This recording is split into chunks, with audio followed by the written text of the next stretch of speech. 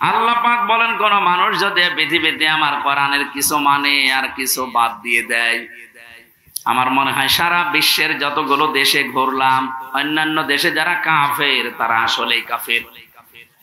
আমাদের যে 96% মুসলিম, আমরা অন্য আর যাই করি আল্লাহ একজন আছে এটা তো বিশ্বাস করি। এই 96% মানুষেরা কি কথা বলে, 4 ভাগ নয় বাদ দিলাম। এই মানুষগুলোর ভেতরে আল্লাহর এই আয়াতটা 100 ভাগ আমার মনে হয় মিলে যায়। কিছু মানি আমরা কোরআনের, কিছু জানার পরও অস্বীকার করি, অহংকার করে মুখ ফিরিয়ে চলে যায়। এটা যদি কোরআনের সাথে কারো আচরণ হয়, আপনি নামাজের কথা বললে খুব দৃঢ় ভাবে শোনেন, মেনে নিতে চান। রোজার কথা বললে খুব ভালোভাবে শোনেন, মেনে নিতে চান। নামাজ যেমন ফরজ, রোজা যেমন ফরজ, আল্লাহর কোরআন দিয়ে ইউনিয়ন থেকে সংসদ চলবে, এইটাও ফরজ। নাকি এইটা রাজনীতি? কে বলেছে আপনাকে রাজনীতি? আপনার নামাজে যদি জান্নাতে নিয়ে যায়, আপনার রাজনীতি জাহান্নামে নিয়ে যাবে। তাহলে এটা ঠিক করা লাগবে না? অবশ্যই লাগবে। কিছু বললে আপনি শুধু রাজনীতি বলে উড়িয়ে দেন। আরে ভাই, আমি তো কোরআনের চোখ লাগিয়ে দেখতে পাচ্ছি আপনি জাহান্নামে যাচ্ছেন। এটা যদি শুধু দুনিয়ার সাথে সম্পর্কিত হতো, আল্লাহর কসমে যে কোরআন আমি বলতাম না। এটা যেহেতু সম্পর্কিত আখিরাতের সাথে, এই জন্য আপনাকে আমি সতর্ক করছি, আর আপনি নিয়েই এসেছেন জানার জন্য। আর আমি 2টা সিস্টেম বলছি। কিয়ামতের ময়দানে আল্লাহ পাক যখন বিচারের ব্যবস্থা করবেন, বিচারের প্রথম ধাপে আল্লাহ দুনিয়ার মানুষকে তার সামনে ডাকবেন স্রেফ একা একা। আমি আমার ঈমান থেকে কথা বলছি, যারা শুনছেন নিজের মনে করে শুনবেন যে প্রত্যেকের জন্য একই কথা। প্রতিটি মানুষ যখন আল্লাহর সামনে দাঁড়াবে, স্রেফ কয়জন করে? আরো জোরে বলুন না। অনেকে ছড়িয়েছে না কিয়ামতে অনেক বাবা অনেক দাদা লক্ষ লক্ষ মুরিদ নিয়ে উঠবে, এটা দাহা মিথ্যা কথা। সূরা মারিয়াম 16 নম্বর পারা 10 নম্বর পৃষ্ঠার 15 নম্বর লাইনের 95 নম্বর আয়াত, এটা শেষ নাম্বার রুকুতে আছে। এটা আছে ইবনে কাসিরের ভেতরে। নাকি আরো দলিল দেওয়া লাগবে? হ্যাঁ, আরো দলিল দেবো নাকি? আর তো দলিল নেই, কোরআনের উপরে আর দলিল আছে? আল্লাহ পাক বলেন, প্রতিটি মানুষকে আমি আল্লাহ কিয়ামতে আমার সামনে বিচারের জন্য ডাক দেব প্রথম ধাপে একা একা। কয়জন করি? কেউ থাকবে না পাশে। একটু নিজের দিকে মিলান তো এই বাস্তবতাটা। আপনি নিজে দাঁড়িয়ে আছেন আল্লাহর সামনে, আল্লাহ এবার জিজ্ঞাসা করবে, হামজা 2024 সালের আগস্ট মাসের 31 তারিখ পর্যন্ত তোরে মাফ করে দিলাম, যা। শুধু সেপ্টেম্বরের 1 থেকে 6 তারিখ, এই 6 দিনের হিসাব দিয়ে তুই জান্নাতে চলে যা। ফরিদপুরবাসী, আমার যতটুকু বাস্তবতা আমি যা দেখতে পাচ্ছি, আমার যা ঈমান আমল আছে, আমার তো এই 6 দিনের হিসাব এখনো জোগাড় করা সম্ভব না। আপনারা পারবেন না?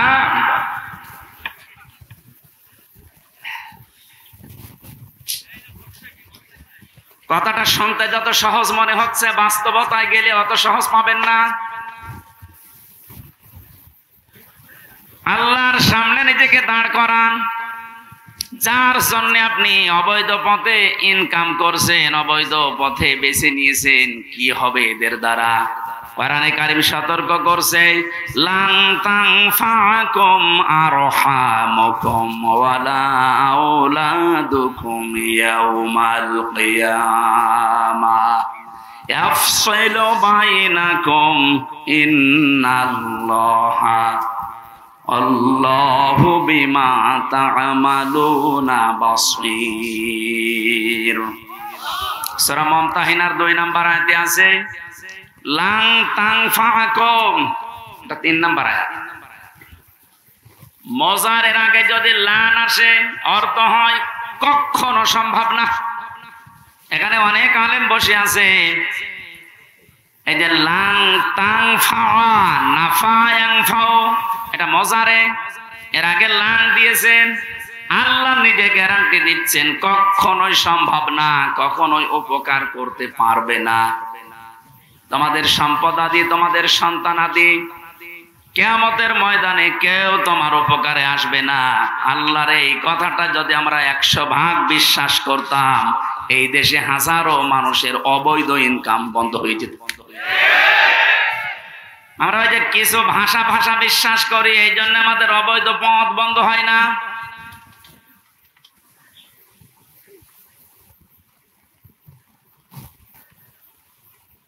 অন্য যে যা করে করুক গা, অন্তত আমি তো ঠিক থাকতে পারি। জীবন চলে গেলেও কার জন্য কি করব? আমার সন্তানের জন্য, স্ত্রীর জন্য। এরা সব কিছু আমার থেকেই পার্থক্য করে দেবে আল্লাহ। সেঙ্গায় ফৎকার দেওয়ার সঙ্গে সঙ্গে যত রকমের সম্পর্ক ছিল আপনার দুনিয়ায়, আল্লাহ বলেন ফালা আনসাবা বাইনাহুম। নসবের বহু বছর আনসাব, কোন সম্পর্ক আর বাকি থাকবে না, সব কাট করে দেবেন। যা নিজের স্ত্রীকে দেখার পরও বলবেন কে তুমি? আমার তো দুনিয়ায় বিয়েই হয়নি, বউ পাবো কোথায়? দুনিয়ার মুসলমান ভাইরা, অন্য জাতির কথা আমি বাদ দিলাম। আমরা যেহেতু জান্নাত বিশ্বাস করি, কিয়ামতে জবাব দেওয়া লাগবে বিশ্বাস করি। আমরা ভুল করি কি করি? আমাদের সাবধান থাকা লাগবে, আমি যেন জবাবটা ঠিক করতে পারি। এখনই যদি আপনার চোখ বন্ধ হয়ে যায়, বাড়ি পর্যন্ত যেতে পারবেন না। এখান থেকে হয়তো তাড়াতাড়ি বাড়িতে নিয়ে রাতটা পার করতেও দেবে না। ধোয়ানোর পরে জানাজা দিয়ে বলবে যান কবরে দিয়ে দেন। রাতের বেলা থাকলে ওরে আবার পাহারা দেওয়া লাগবে, জিন আসতে পারে। কোথায় আছি আমরা? আপনি একটু নিজের দিকে সত্যি করে ভাবেন তো। দাঁড়িয়ে আছেন আপনি, সত্যি বলে বলেন, নিজে নিজে ভাবেন আপনি সত্যি কি পারবেন এই 50, 60, 70 বছরের হিসাব দিতে? আমার তো 6 দিনেই ভয় লাগছে, আপনি 60 বছর পারবেন কি করে? এক গ্লাস পানির হিসাব যদি আল্লাহ নেওয়া আরম্ভ করে, বিশ্ব নবী বলেছেন কেউ জান্নাত পাবে না। আল্লাহ যদি দয়া করে বলে যা মাফ করে দিলাম, তাহলে আপনি মাফ পাবেন। ওনার তো মাফ পাওয়ার জন্য কয়েকটা গুণ দুনিয়ায় আপনার ওর ভেতরে থাকা লাগবে। ওই কথাগুলো আজকের তেলাওয়াত কি তো আয়াতে আছে। আল্লাহ আমার জন্য গফুর হবেন, ক্ষমাশীল হবেন, দয়াশীল হবেন, মেহেরবান হবেন। কখন? নবীজিকে দিয়ে আল্লাহ বলিয়েছেন। ওই কথাগুলো আজকে তাফসীর আকারে আমরা যেন শুনি, মেনে চলতে পারি। বলেন আমিন। বিচারের দ্বিতীয় সিস্টেমে এবার আল্লাহর একা ডাকবেন না, দ্বিতীয় ধাপে এবার ডাকবেন আপনাকে আপনার নেতার সাথে। এটা নামাজের কথা শুনলে যারা আনন্দ পান, রাজনীতির কথা শুনলে যাদের মন খারাপ হয়, এবার এই আয়াতটা আপনি দেখেন তো। ইয়াউমা নাদউ কুল্লা উনাসিম বিইমামিহিম। সূরা বনী ইসরাঈলের 72 নম্বর আয়াতের প্রথম অংশে আছে, আল্লাহ পাক বলেন কিয়ামতে প্রতিটি মানুষকে বিচারের দ্বিতীয় ধাপে এবার আর একা ডাক দেব না, প্রত্যেকটি মানুষকে ডাকবো তার নেতার সাথে। কার সাথে? এই জবাব দেন। আগে নেতা, ইমাম, এরপরে কর্মী। আপনি এবার ভাবেন তো, যার আদর্শ মেনে আপনি রাজনীতি করেন, যাকে আপনি ভোট দেন, যার পেছনে স্লোগান দেন, যার কাছ থেকে টাকা পয়সা খান, এই লোকটা কিয়ামতে আপনার সামনে থাকবে, আপনি পেছনে। ওর যে চেহারা, ওর যে সরাত সিরাত, আপনি নিজেও জানেন যে চরিত্র কি। আপনার চাইতে আল্লাহ ভালো জানে না? বলেন বলেন। তাহলে এই লোকটা যদি সামনে থাকে আপনার, আপনি পেছনে, ওরে দেখেই তো আল্লাহর রাগ হয়ে যাবে, আপনার পর্যন্ত যাবে। এইরকম লোকের পেছনে থেকে যদি আল্লাহ আপনাকে দেখে, কি হবে বলেন? আমার মনে হয় আপনি ধরা খাবেন। অবশ্য ঠিক, তার মানে তো ধরা খেয়ে বসে আছে।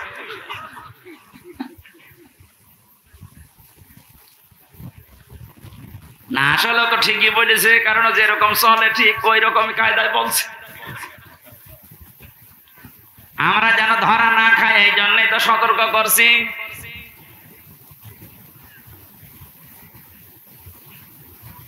কোরআনে কারিম জানাম জানে এই দুনিয়াতে কারো জন্য একা না, সবার জন্য। কোরআনের আলেম আমরা যারা, আল্লাহর কসম আমরাও সবার জন্য। আপনাকে আমি বাঁচাতে চাচ্ছি। শুধু নামাজ দিয়ে রোজা দিয়ে যদি জান্নাতে যাওয়া যেত, আব্দুল্লাহ বিন উবাই আপনার আগে জান্নাতে যেত। এই লোকটার পুরা জীবন আমি পড়ে দেখেছি, কোন অপরাধ আমি ওর জীবনে সেরকম মেজর পাইনি। তবে একটা বিষয়ও মানতো না, ওর নামাজ ছিল নবীজির পেছনে, মসজিদে নববীতে, কাবা শরীফে। আপনি নামাজ পড়েন ম্যাক্সামি মসজিদে, একে এসেনে, আর নামাজ পড়তো মসজিদে নববীতে, কাবা শরীফে। 1 রাকাত নামাজে 1 লক্ষ রাকাত নামাজে সওয়াব হয়। রোজা রেখেছে, রাসূলুল্লাহর সাথে ইফতারি করেছে, নবীর সাথে তাহাজ্জুদের নামাজ পড়তো। ওর যত কিছু আমি বেশি একটা একটা করে মিলিয়ে দেখলাম, সবই ঠিক আছে। শুধু রাজনৈতিক জীবনে ওর আদর্শ ছিল আবু জেহেল। এরকম মানুষ দুনিয়ায় নেই, কথা বলা লাগবে। আমি নাম ধরেই বলছি, এই যে সালমান এফ রহমানে দরবেশ, ওর নামাজ ছিল, রোজা ছিল। কাবা শরীফের পাশে আমি যখনই গেছি দেখছি ও পাশে ওই যে বিল্ডিং দারুত তাওহীদ, ওখানে থাকতো, যেখানে 15 থেকে 20 লক্ষ টাকা লাগে থাকতে।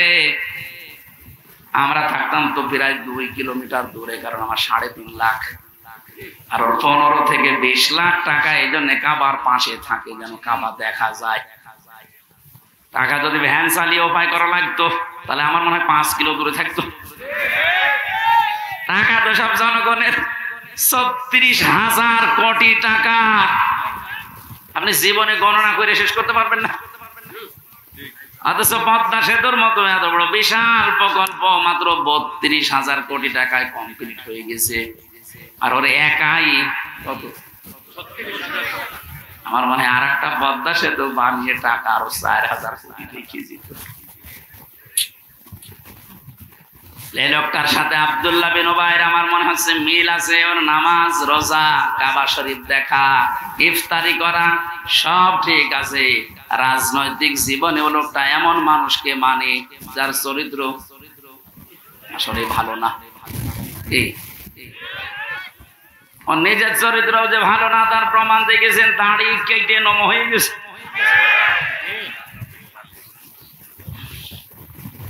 প্রশাসনের লোক যখন ধরতে গেছে ওরা কিন্তু চিনতে পারে নাই। আর একটা ছিল নম, আইনের চেয়ারে বসে শুধু বেআইনি কথা বলতো। এই লোকটারা যখন ধরে নিয়ে যাচ্ছিল আইন মন্ত্রী, অবশ্য আমি একা কেন, ওই যে দরবেশ, ওর দাড়ি কই, দাড়ি কেটে ফেলি। যেই লোকটা এত বড় ভাওতাবাজি করতে পারে মানুষের সাথে, যে রাসূলুল্লাহর সুন্নাত, দাড়ি কি হামজার সুন্নাত? কার সুন্নাত? অপরাধ বোধ কত বেশি, নিজে কাজ করেছে এই জন্য তো অপরাধী। এত ভয় যে রাসূলুল্লাহর গলায় ছুরি লাগিয়েছে, যা আমার দরকার নেই, আমি আগে বাঁচতে চাই। আল্লাহ বাঁচতে দিয়েছে, এখন পচা ডিম খাচ্ছে।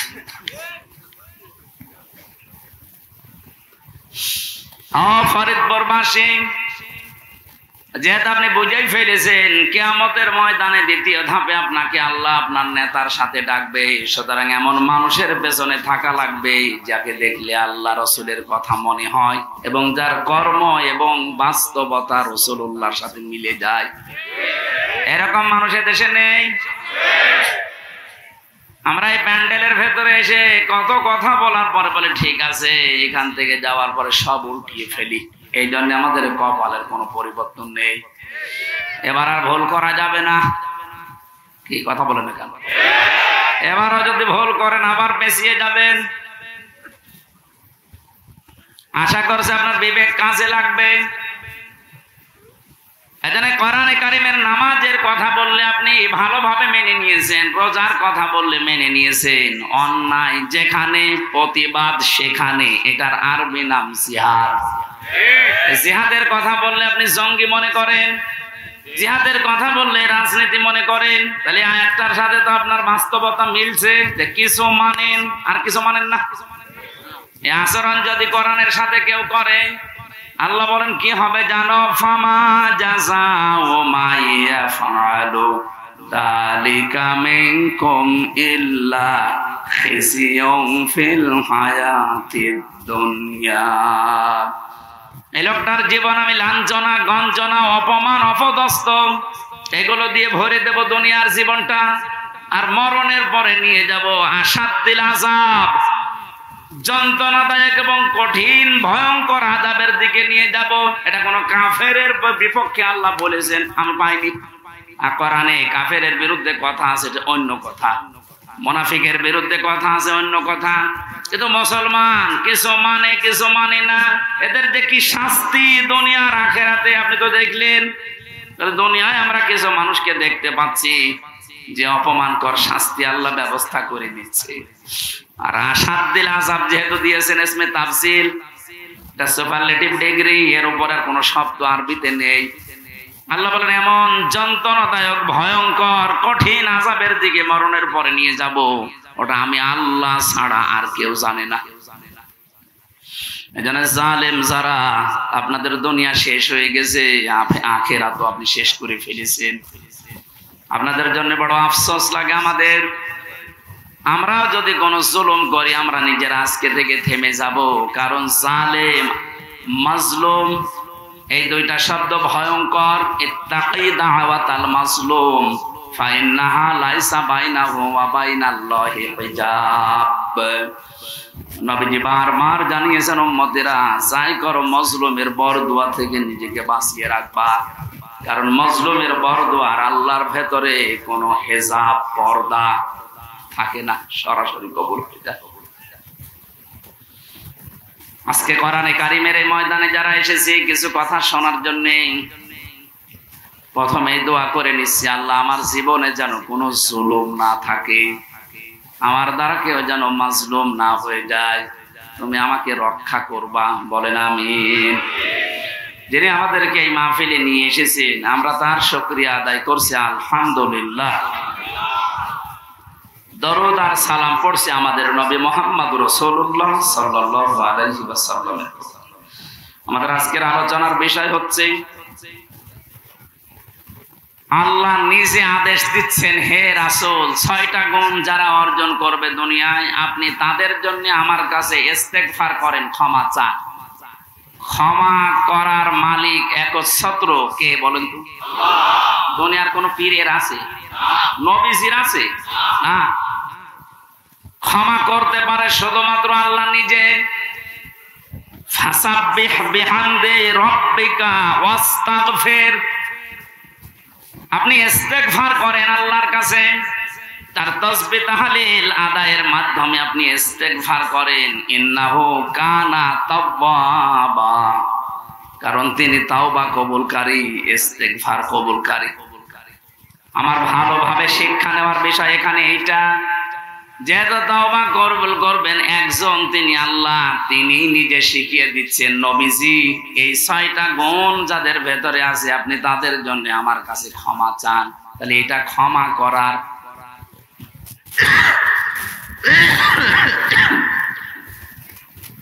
আয়াত থেকে বোঝা যাচ্ছে আল্লাহ এই 6টা গুণ বিশিষ্ট মানুষদেরকে ক্ষমা করবেন বলে জানিয়েছেন। আমাদের এখন বুদ্ধিমানের কাজ হবে এই 6টা গুণ দুনিয়া থেকে অর্জন করে তারপরে বিদায় নেওয়া। কথা বলেন না কেন? আসুন আমরা দেখি আমাদের ভেতরে এগুলো আছে কিনা।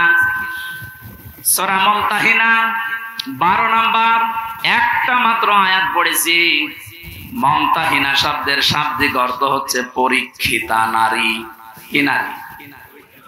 যারা পরীক্ষা দিয়ে উত্তীর্ণ হয়ে গেছে।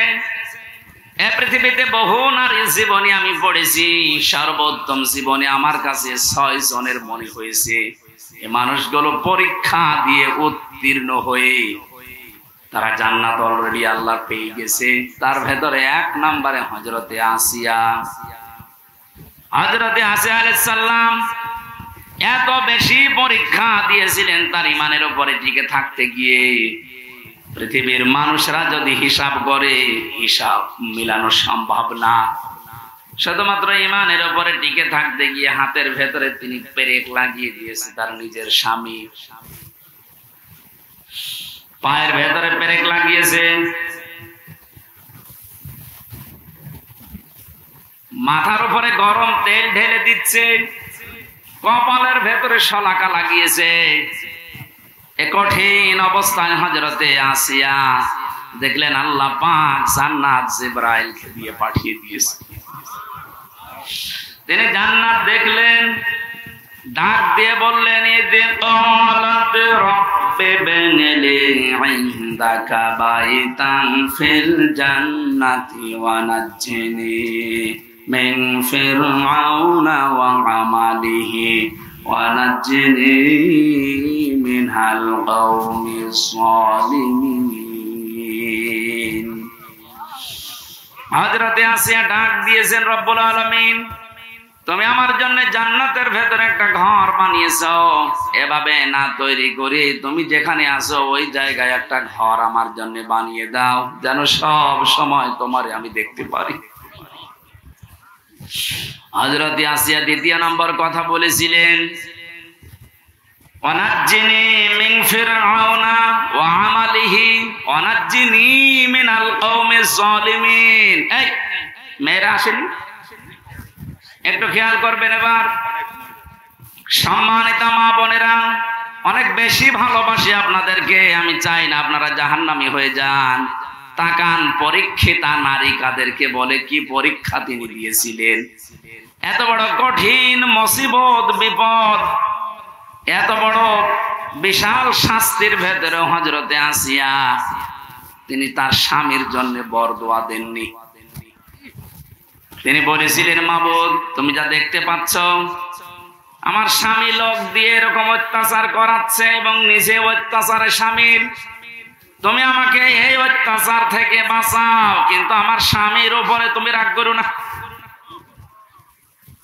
ও বাংলার মা বোনেরা, এদেশে পুরুষ নির্যাতন, নারী নির্যাতন করলে মামলা হয়ে যায়, পুরুষ নির্যাতনের কোনো মামলা নেই। আমি জেলখানায় 3টা বছর থেকে অনেক কিছু দেখেছি। এখানে 100 ভাগের প্রায় 60 ভাগ লোক শুধু এই দাম্পত্য কলহ নিয়ে জেল কাটতেছে। মেয়েদের এই ছোট মনের কারণে পেরে ওঠে না, সে প্রত্যেকে কি হুজুর বলেন আর কি খেজুর বলেন। এদের এই মানুষগুলো যদি একটু মন উদার করতো, আমার মনে হয় পরিবারে আমাদের শান্তি আরো ফিরে আসতো। বাস্তব দেখেছি যে জল্লাদটা এখন আছে, আগে তো শাহজাহান ছিল, ও মারা যাওয়ার বের হয়ে মারা গেছে, এখন নতুন একজন দায়িত্ব পেয়েছে, ইলিয়াস, চট্টগ্রামে বাড়ি। লোকটাকে একদিন বললাম, ভাই কি অবস্থা বলেন তো। আমার বলছে, হুজুর আমার এখন 35 বছর বয়সে আমি জেলখানায় এসেছি, এর 17 বছর ছিলাম আমি সৌদি আরবে, আর আমার এখন ফাঁসির আসামি আমি। আমার যদি এখন যাবজ্জীবন হয়ে জেল খাটা লাগে, কমপক্ষে 22 বছর জেলে থাকা লাগবে। 35 থেকে 17 এরপরে 22, হিসাব করে দেখেন 74 বছর হবে। কত? 74 বছর বয়সে লোকটা জেলখানা থেকে বের হবে। খুব বড় অপরাধ করে গেছে না, পুরা জীবনে আমি শুনেছি যে কি কি করতেন। সৌদি থেকে 17 বছর পরে বের হলাম, দেশে আসার পরে বিয়ে করলাম। বিয়ে করার পরে আমার বউর সাথে আমার মায়ের মিল নেই, সব জিনিস আমি চাহিদা মতো পূরণ করেছি, কিন্তু মাকে আর ওই ছোট বোনকে কিছু দিলেই ওর মন খারাপ হয়ে যায়। দিন রাত নেই, সব সময় শুধু মনোমালিন্য, ঝগড়া। শেষ পর্যন্ত আর পারলাম না যে আমার সম্পদ আমার মাকে দেই, আমার বোনকে দেই, ওর সমস্যা কি। সংশোধন করার জন্য একটা থাপ্পড় দিয়েছিলাম, ও ছাতা গেছে মরে, একটু জোরে লাগবে। মারা যাওয়ার পরে তো বউ মারা কেস, প্রথমে ফাঁসি হয়ে গেল, এরপরে যাবজ্জীবন। এখন 22 বছর থাকা লাগবে আমার, 11 বছর চলছে। আমার তো বের হতে হতে আমার বয়স হয়ে যাবে 74 বছর। কি করব আমি? আমারে বলছিল, আপনি তো ওয়াজ করেন, বাইরে যে অন্তত একটু বলেন যে আমার মতো বিপদে যেন কেউ না পড়ে। কারণ আমি খুব বড় অপরাধ করিনি, আমি তো ঠিক রাস্তায় ছিলাম, মাঝখান থেকে একটু মিস্টেক হয়ে আমার জীবনটাই নষ্ট হয়ে গেল। ইলিয়াসের বউ এখনো পর্যন্ত আছে বাইরে। ইলিয়াসের যখন শুনেছে যে ওর যাবজ্জীবন জেল হয়ে গেছে, প্রথমে ফাঁসির কথা শুনে মেয়েটা কি সে তো মারা গেছে। তার যে শাশুড়ি ছিল, এই শাশুড়ি এবং শ্বশুর পরবর্তীতে ওর মা বাবার উপরে এই মেয়েটার জন্য বহু অত্যাচার চালিয়েছিল। ভেতরে যেহেতু যোগাযোগ বিচ্ছিন্ন ছিল, কষ্টের কথাগুলো যখন এসে এসে আমার কাছে বলতো, আমি নিজেই কেঁদে ফেলতাম যে এই লোকটা তো সেরকম মেজর অপরাধ না, আর তো মারার জন্য মারে নাই, শুধু সংশোধনের জন্য একটা থাপ্পড় দিয়েছিল, সাদা মরিয়ে দিয়েছিল। স্ত্রীর যদি মনটা উদার হতো, মন যদি বড় হতো, নবীজির হাদিস যদি এই মেয়েটা মানতো, বিশ্ব নবী জানিয়েছেন পৃথিবীর মেয়েরা তোমরা যদি মনে করো যে আমার স্বামীর হায়াত বেড়ে যাক, আরো বেশি দিন বেঁচে থাক, আমার স্বামীর সম্পদ সম্মান আরো বেড়ে যাক, তাহলে স্বামীকে মাঝে মাঝে বলবা তার রক্তের সম্পর্ক যেগুলো, এগুলো যেন অটুট রাখে, ঠিক রাখে। পৃথিবীর মানুষের সবচেয়ে বেশি রক্তের সম্পর্ক তার মায়ের সাথে। এক কথা বলেন এখন। এই জন্য পুত্রবধূ যারা বসে আছেন, আমার যতটুকু বাস্তবতার জ্ঞান আছে আমি দেখেছি, এই দেশে আমরা যারা জামাই আছি, এটা মনে হয় রেকর্ড হয়ে কালকে আমার ম্যাডাম শুনবে, শুনুক, কপালে যা আছে হবে। আমরা জামাইরা যেভাবে আমাদের শাশুড়িকে শ্বশুরকে যেইভাবে দেখি, যেই নজরে দেখি, আর যেভাবে আচরণ করি, বউগুলো যদি তার হাফ আমার মা বাবার সাথে, আমাদের মা বাবার সাথে ওইটা করতো, এই দেশে কোনো ছেলে আলাদা হওয়া লাগতো না। একটু বেশি বলে ফেললাম না? ঠিক মানে 100 ভাগ ঠিক। আপনি অনেকে মনে করেন আমি নামাজ পড়ি, রোজা রাখি, আমি কালো বোরকা পরে বাজারে যাই, আমি জান্নাত পাবো না। মানে কিসের জান্নাত? আপনি তো মানুষের অধিকার নষ্ট করেছেন। আপনি একটু উদার হতে পারেন না? কি করবেন আপনি সম্পদ বেশি নিয়ে? এই মেয়েটাকে খারাপ করার পেছনে ওই মেয়েটার মা আর ওর বড় বোন ওখান থেকে শুধু বুদ্ধি দেয়, তাড়াতাড়ি আলাদা হয়ে যা, আরামে খেতে পারবি।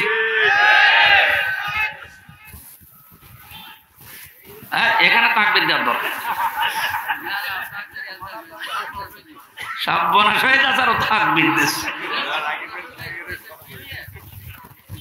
যেহেতু পয়েন্টটা এসেছিল, মা বোনেরা হাতে পায়ে ধরে বলছে আপনাদেরকে, বাঁচতে যদি চান 4টা যে ফরজ কাজ আছে, তার ভেতরে কিন্তু স্বামীর সেবা, স্বামীর মন জয় করা আপনি পারছেন না।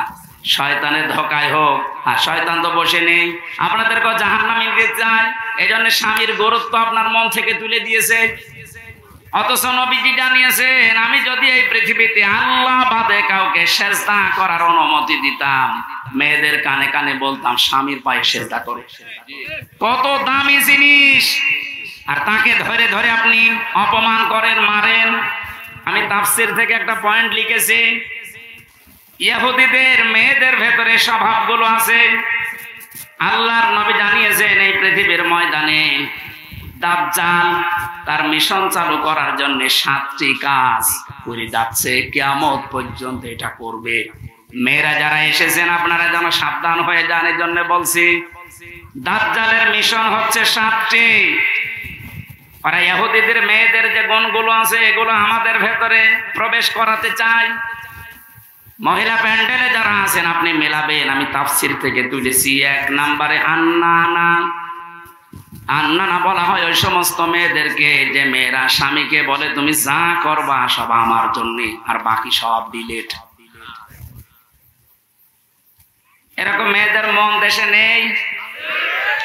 এটা দাজ্জালের একটা মিশন। প্রথম, যেই মেয়েকে দাজ্জাল টার্গেট করবে, মনে করবেন ওর ভেতরে এই গুণটা পয়দা হবে, এই দোষটা, যে যা করবা তুমি সব আমার জন্য, বিয়ে আমারে করেছো, এখন তোমার মা বাবা বোন ভাই যা আছে, চাচা ফুফু সব ডিলিট করো। এরকম মন, এরকম কথা বলে, এরকম বউ দেশে আছে না নেই? আপনি বিশ্বাস করতে পারেন ওই মহিলাকে দাজ্জাল টার্গেট করেছে। ওকে জাহান্নামে নেওয়ার জন্য।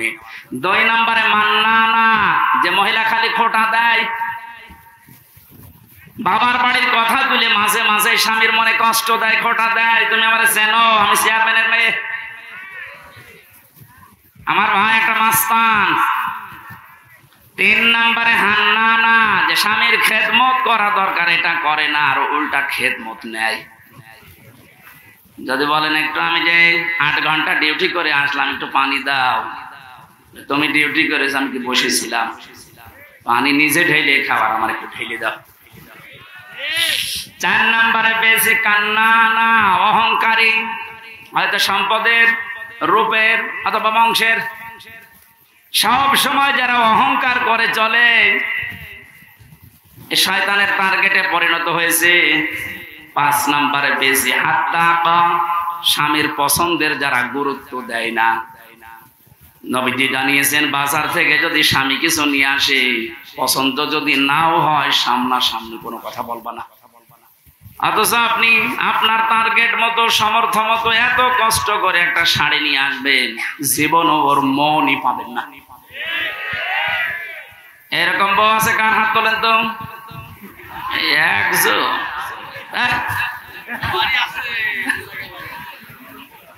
6 নম্বরে বেশি সাত্তাকা, যারা হারামের প্রতি উৎসাহ দেয় স্বামীকে, খালি মাঝে মাঝে অন্যের তুলনা তুলে ধরে, যে কি করো, পাশের বাড়ি দেখো না, ওর বেতন তো তোমার চাইতে কম। এই যে হারামের প্রতি আপনি উৎসাহ দিচ্ছেন, লোক নবীর স্ত্রীর সাথে আপনাকে জাহান্নামে থাকা লাগবে। কথা বুঝতেছে? নিজের চরিত্র ভালো তাতে কি হয়েছে? আপনি যদি হারাম কাজের প্রতি উৎসাহ দেন, কাউকে সাহায্য করেন, কিয়ামতে আপনি লোক নবীর স্ত্রীর সাথে জাহান্নামে থাকা লাগবে। এটা তো আমি বানালাম নাকি? সূরা আরাফ 8 নম্বর পারার 20 নম্বর পৃষ্ঠা 3 নম্বর লাইনের 83 নম্বর আয়াত, তাফসীর থেকে বলছে আল্লাহ রাব্বুল আলামিন 2 জন ফেরেশতাকে পাঠালেন। 2 জন ফেরেশতা এসে লোক নবীর কাছে এসে বলে, আল্লাহর নবী, আপনার উম্মতদেরকে নিয়ে আপনি এখান থেকে চলে যান, আমরা মাগরিবের সময় আল্লাহর গজব এখানে নাজিল করব। কিন্তু সাবধান, ফাআজাইনাহু ওয়া আহলাহু ইল্লা ইমরাতাহু কানাত মিনাল গাবিরিন। আপনার স্ত্রীকে আপনি নিতে পারবেন না, যারা আছে বাকি সবাইকে নিয়ে যান। আপনাকে যারা স্বীকার করেছে আপনার উম্মত, নিয়ে যান, স্ত্রীকে নেবেন না। প্রশ্ন আসতে পারে, লোক নবীর স্ত্রীর চরিত্র খারাপ ছিল? না না, পৃথিবীর কোন নবীর স্ত্রীর চরিত্র খারাপ ছিল না, কারণ হারাম রক্তের ভেতরে আল্লাহ নবীদের রক্ত ঢোকান নাই। এজন্য নবীদের স্ত্রীর চরিত্র ভালো ছিল। কিন্তু এই মহিলা চরিত্রহীনাও ছিল না, চরিত্র খারাপও ছিল না, কিন্তু তলে তলে চরিত্রহীন মানুষদেরকে সাপোর্ট করত। ওই জামানায় একটা গণা ছিল, পুরুষে পুরুষে জেনা, মহিলা মহিলায় জেনা করত, ওইটাও সাপোর্ট করতো, নিজে করতো না, শুধু সাপোর্ট করতো। একটু চিন্তা করেন তো, এত বড় একটা জলিলুল কদর নবী লূত আলাইহিস সালাম, তিনি ইব্রাহিম নবীর ভাগ্নে, এত বড় নবীর ভাগিনা, নিজে নবী, তার স্ত্রী নবীর স্ত্রী হওয়ার পরেও নিজের চরিত্র খারাপ না, চরিত্রহীনাও ছিল না, শুধু হারাম কাজ যারা করে তাদেরকে সহযোগিতা করতো, সাপোর্ট করতো, ভালোবাসতো, যে ঠিক আছে। এইটা করার কারণে আল্লাহ তাকে বললেন, ছেড়ে দাও, ওকে আমি জাহান্নামের, ওকে গজব নাজিল করে ধ্বংস করে জাহান্নামে দেব। রাজবাড়ি ফরিদপুরবাসী অনেকেই মনে করছে আমার নিজের চরিত্র তো ভালো, আমি কোনো অন্যায় কাজে যাই না, কিন্তু এমন মানুষকে সাপোর্ট করেন যার চরিত্র ভালো না। এ দেশের কথা বলছি না, এক কথা বলছে না কেন? মা বোন যারা এসেছেন, হযরতে ফাতেমাতুজ জোহরাকে আল্লাহ যে 2টা কারণে জান্নাতের নেত্রী বানিয়েছেন মেয়েদের, তার 1 নম্বরে কোনো দিন তিনি স্বামীকে হারাম কাজে উদ্বুদ্ধ করেননি। না খেয়ে থেকেছেন 3 দিন পর পর। আপনি সহ্য করতে পারবেন? 3টা দিন মানে 72 ঘন্টা না খেয়েছিলেন নবীর মেয়ে, তারপরও স্বামীকে দিয়ে কোনো হারাম কাজ করতে উদ্বুদ্ধ করেননি। আর আপনার কোনো অভাব নেই, এরপরও স্বামীকে দিয়ে বাম হাতের ইনকাম করান। আজকে একটা এসপির স্ত্রী তার স্বামীর বিরুদ্ধে নিচে মামলা দিচ্ছে।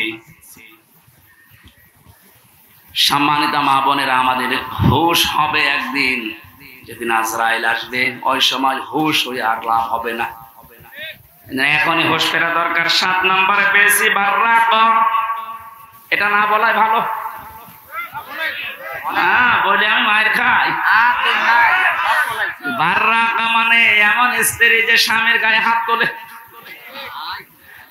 এই কথা বলছে না কেন? এরকম মানুষ দেশে নেই? বহু পালোয়ান বাইরে বীর, ভেতরে যে ক্ষীর হয়ে যায়। এটা দাজ্জালের যে 7টা মিশন নারীদেরকে নিয়ে এখানে যারা এসেছে, এই মেয়েরা যেন এই মিশনে এই খপ্পরে না পড়ে, বলেন আমিন। এত বড় কঠিন মুহূর্তেও হযরতে আসিয়া তার স্বামীর জন্য বরদোয়া দেননি। হ্যাঁ, তিনি বলেছিলেন, আল্লাহ তুমি আমাকে বাঁচাও, নাজ্জিনি মিন ফিরআউনা ওয়া আমালিহি ওয়া নাজ্জিনি, একালিপ করে টান আছে। তুমি আমার স্বামীর অত্যাচার এবং যাদেরকে দিয়ে অত্যাচার করাচ্ছে জালেমদের কবল থেকে তুমি আমাকে বাঁচাও, কিন্তু আমার স্বামীর উপরে তুমি গজব দিও না। এত বড় কঠিন মুহূর্তেও যদি বরদোয়া না দিতে পারে, আপনার কি হয়েছে? একটা সাবান কম হলে আপনি খোঁটা দেন, বরদোয়া দেন, উল্টা পাল্টা কথা বলেন। পরীক্ষিতা নারী হওয়ার জন্য 28টা গুণ মেয়েদের অর্জন করা লাগে। সূরা নিসার ভেতরে ধারাবাহিক ভাবে আল্লাহ দিয়েছেন। ইবনে কাসির তাফসীরটা মেয়েদেরকে পড়াবেন। আমার আজকের আলোচনার বিষয় ওইটা না, শুধু নামকরণটা বললাম। সূরা মুমতাহিনা শব্দের শাব্দিক অর্থ পরীক্ষিতা নারী। কি নারী? পরীক্ষিতা নারী। যে সমস্ত মেয়েরা পরীক্ষা দিয়ে পাশ করেছে তাদের ভেতরে 6টা গুণ আপনি হে নবী দেখতে পাবেন। এরা যখন আপনার কাছে বায়াত নেবে বলে আসবে, তাদেরকে আপনি বলবেন, মেয়েরা এসেছিল নবীজির কাছে, এসে বলে, হে রাসূল, আমরা আপনার সাথে হাত মিলাতে চাই। ইবনে কাসির মুফাসসির বলেন, বিশ্ব নবী জানিয়েছেন, ওই সময় আমি মেয়েদের বেগানা মেয়ের সাথে হাত মিলাই না। অথচ বাংলাদেশে আমরা বহু পীরের নামে কলঙ্ক দেখছি, ওরা মেয়েদেরকে পর্যন্ত মুরিদ বানায়। কথা বলছেন? পুরুষের জন্য মহিলাকে মুরিদ বানানো, তার খেদমত নেওয়া জায়েজ আছে? বলেন বলেন। এগুলো যারা করছেন, না বুঝে করছেন, আপনি থামেন। বিশ্বনবী জানিয়েছেন, হ্যাঁ, এই পৃথিবীতে 3টা জিনিস আমার কাছে সবচাইতে বেশি প্রিয় লাগে, ভালো লাগে। তার 1 নম্বরে আমার নিজের স্ত্রী। কার স্ত্রী? নিজের স্ত্রী। জাওজাতি, আমার নিজের স্ত্রী ভালো লাগে আমার কাছে। আমাদের কাছে স্ত্রী ভালো লাগে, তবে নিজেরটা ছাড়া অন্যেরটা। কথা বলছেন? এই জন্য হাজারো মানুষের দেখবেন লাইন চলছে এখনো। এই যে পরকীয়া প্রেম যারা করেন, এখনই থামেন, হয়তো 3টা ক্ষতি হয়ে যাবে দুনিয়ায় আর 3টা আখিরাতে। পরকীয়া প্রেমে যারা লিপ্ত আছেন, আপনার 1 নম্বরে চেহারার উজ্জ্বলতা, নূর আল্লাহ নষ্ট করে দেবে। 2 নম্বরে আপনার হায়াত আস্তে আস্তে কমে যাবে। 3 নম্বরে যখন মারা যাবেন ঈমান পাবেন না। একটা সংসার নষ্ট করার জন্য বেঈমান হয়ে মরবেন। এ লাইনে আছে নাকি এলাকায় কেউ? যদি থাকেন আপনি থেমে যাবেন আশা করছি। বিশ্বনবী বলেন, 2 নম্বরে আমার কাছে নামাজ ভালো লাগে, 3 নম্বরে আমার কাছে সুগন্ধি ভালো লাগে। এই 3টা আমাদের কাছেও যেন ভালো লাগে, সেই ব্যবস্থা আল্লাহ করে দেন। বলেন আমিন। নবীজিকে আল্লাহ ঘোষণা দিলেন, ইয়া আইয়ুহান নাবিয়্যু, হে নবী, ইযা জাকাল মুমিনাতু, মুমিন নারীরা যখন আপনার কাছে আসবে, ইউবাইউনাকা, আমরা বায়াত নিতে চাই, পর্দার আড়াল থেকে আপনি তাদেরকে বায়াত দেবেন 6টা বিষয়ে। যদি এগুলো তারা মানতে পারে, আপনি নিজে তাদের জন্য আল্লাহর কাছে ক্ষমা চাবেন। যেহেতু আল্লাহ শিখিয়ে দিচ্ছেন, তার মানে 6টা কাজ করতে পারলে আল্লাহ নিজে আমাদেরকে মাফ করবেই। 1 নম্বরে দিয়েছেন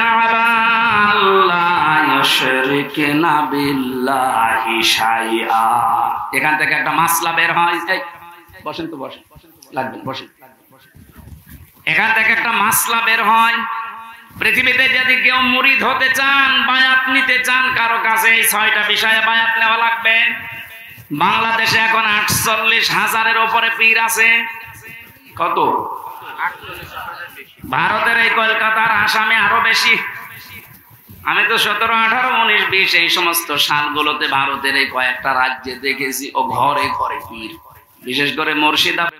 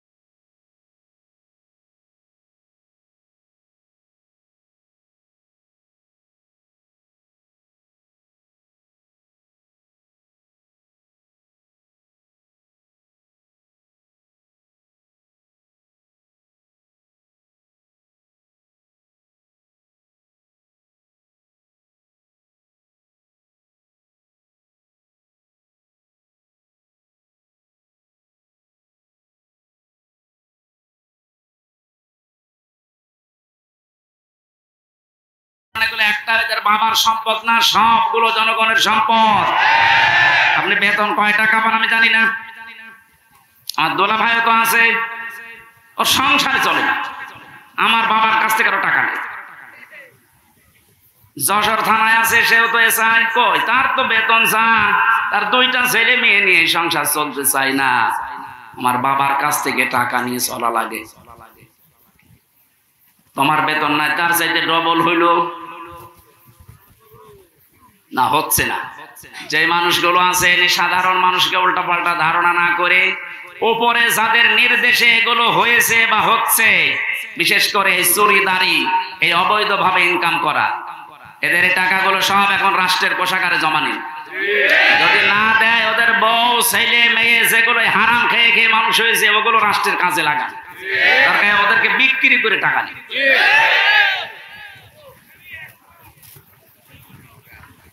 চুরির এইটা যদি আমরা শপথ নিতে পারতাম যে চুরি করব না, চুরি বন্ধ করব, এ দেশটা কিন্তু দাঁড়িয়েছে। তো এক দরবেশই যদি এত টাকা চুরি করে থাকে, বাকি যারা দরবেশের ভান ধরিস, তাদের অবস্থা কি?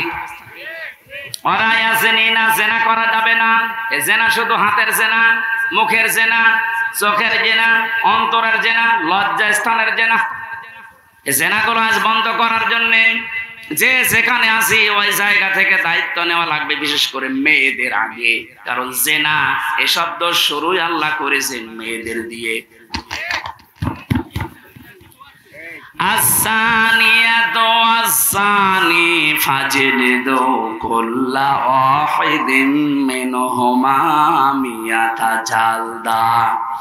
আল্লাহ পাক বলেন জেনাকারিনী এবং জেনাকারী, আগে কার নাম? মেয়েদের নাম। এজন্য মা বোনেরা আপনারা নিজেদেরকে কন্ট্রোল করেন। এই মোবাইলটা, এই ফেসবুক এবং কম্পিউটার, এই সমস্ত জিনিস দিয়ে আজ মানুষ জেনার লাইনে এগিয়ে যাচ্ছে। আগে হ্যালো হ্যালো, এরপরে শেষ পর্যন্ত লজ্জা স্থান দিয়ে শেষ হয়। যে এলাকায়, যে দেশে, যে অঞ্চলে জেনা বেড়ে যায়, প্রকাশ্য হোক গোপনে হোক, ওখানে আল্লাহর 8টা গজব নাজিল হয়। কয়টা? এমন মহামারী রোগ আল্লাহ ছড়িয়ে দেয় যার চিকিৎসা পৃথিবীতে নেই। এজন্য আমরা সাবধান হব। আমাদের এই দেশটা, জেনা যেগুলো চলছে, এগুলো কি করে বন্ধ করা যায়? নিজ উদ্যোগে, পারিবারিক ভাবে, সামাজিক ভাবে। আদাজ্জুসু লা ইয়াদখুলুল জান্নাহ। নবীজি জানিয়েছেন দাজ্জুস জান্নাতে যাবে না। দাজ্জুস বলা হয় ওই পুরুষকে যে তার মেয়েকে, যে তার বউকে, তার বোনকে, তার মাকে কন্ট্রোল করতে পারে না। ওগুলো আরো মানুষ দিয়ে দেখায়, শান্তি পায়। এই পৃথিবীতে একটা মাত্র প্রাণী আছে যে তার লজ্জা স্থান উল্টা করে মানুষকে দেখিয়ে আনন্দ পায়, তার নাম কুকুর। নাম কি? লজ্জাস্থান ঢেকে রাখার জন্য কিন্তু অনেক বড় লেজ আল্লাহ তাকে দিয়েছে, কিন্তু লেজ উল্টো করে দেখায়। কথা বলছে না কেন? আপনার শরীর ঢাকার জন্য এত বড় কাপড়ের ব্যবস্থা, 12 হাত, এরপরও আপনার পেট দেখা যায়, এরপরও আপনার পিঠ দেখা যায়। কুকুর যেমন নিজের লজ্জাস্থান দেখে আনন্দ পায়, আপনিও এক প্রকার কুকুর। এর চাইতে নিকৃষ্ট ভাষা আর বলতে পারলাম না।